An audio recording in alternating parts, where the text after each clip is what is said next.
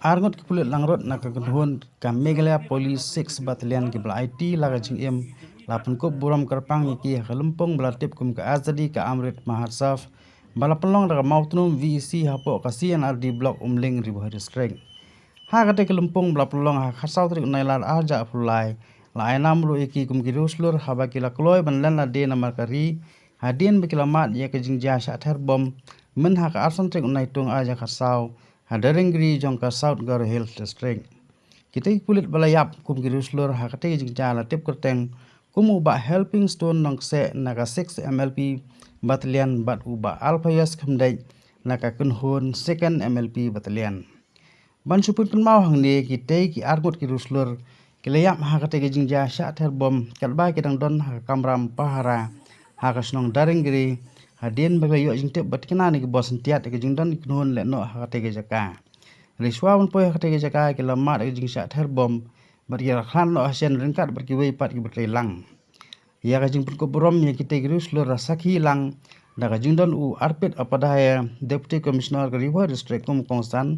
bala kentiu e kalama ke india kum kadak man rakhep nun borom nagam daga sing lai lo ke india kaban salong satang chisngi kata khasan trik nailar ajar apulai Nalor Deputy Commissioner la Sakhi Langro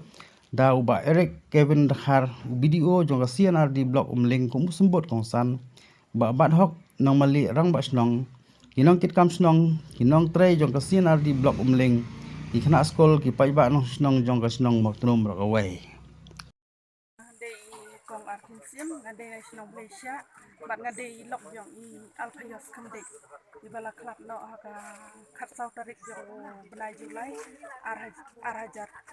arpsat tarik jong benai Julai arhajar khatsau kajingja ngamda tipsai palan namar haka porbai pun las yang kata kata si Friday haka arpsat tarik ipun yang idang arpusan tarik na mud banong arpusan tarik imat kedua ngamung da kenau pa kadai gasni troding abangi dangwan school na school dai fun yang iong ba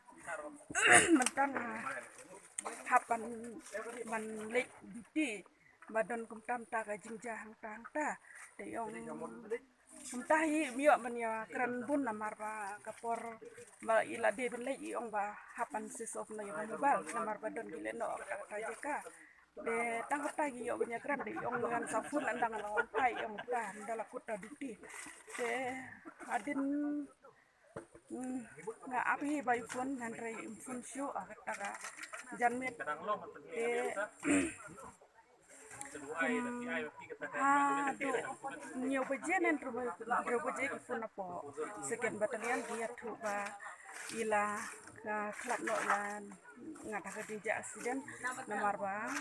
ila le duty hata dadeng giri ki ong kata jaka ba ila duty de don ga kile no ong ta kila tempat po ta jaka ba kila temu benle jan re stability kila lap thina tau bom bat ki don hang ta sawut ki laingut ki parlok jong I bat ta I kila klat haga spot bat I we ta I driver ni pat I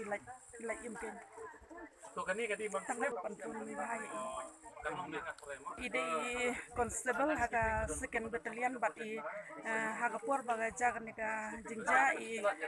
I don apo outpost rongram turah hante. Would probably agree with us that this site can have a lot of potential if we start to look at after that. Mostly it's like village property, conservation of forest, water table, and if we can do it convergence with fisheries and other activities, it can yield a lot of benefits. So the government of India's program of this Amrit Sarovar project, it is all under the Azadi Ka Amrit Mahotsav, which marks the 75 years of our Independence Day. So with all these things, and finally this is my first Amrit Sarovar site which I visited. So for me also it's like a one of its experience, and I wish all of you for such a wonderful work that is done, and we will also try to look for other opportunities on how we can take it forward from here, how we can develop it further, and how we can reap actually some financial benefits out of it.